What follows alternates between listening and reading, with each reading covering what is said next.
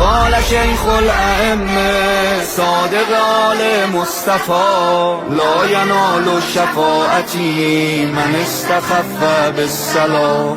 وقال شیخ الائمه صادق آل مصطفى لا ینال شفاعتی من استخف بالصلاة. نماز نور شفاعت آفرینه، نماز عشق امیر المؤمنین، نماز دردای ما رو چاره سازه، تسلای غم زهرا نمازه، تسلای غم زهرا نمازه. تسبیح خونه زهرا و مرتضی، حی علی الصلاة حی علی الصلاة. تسبیح خونه زهرا و مرتضی، حی علی الصلاة حی علی الصلاة حی علی الصلاة حی علی الصلاة حی علی الصلاة حی علی الصلاة. هر کی نمازش قبول شد پیش خدا سرفرازه، آخه توی روز محشر سوال اول نمازه.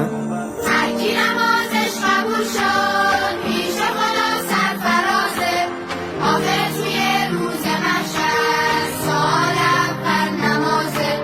نماز تسکین درد و نور عینه، نماز آرامش قلب حسینه.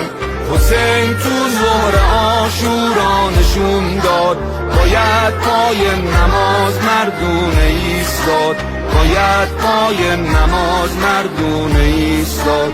از حنجر حسین پیچیده این صدا، حی علی الصلاة حی علی الصلاة.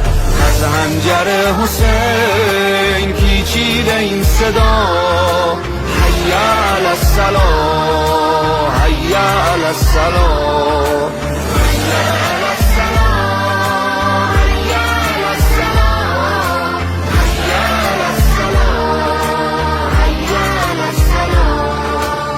دل دشمنای علی میلرزه از این واهمه، قرار نماز بخونیم پشت مهدی فاطمه.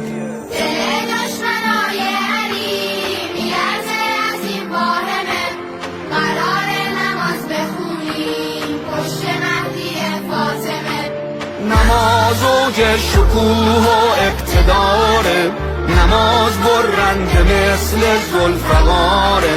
سپاه مهدویون بی حریفه، نماز ما توی قدس شریفه، نماز ما توی قدس شریفه.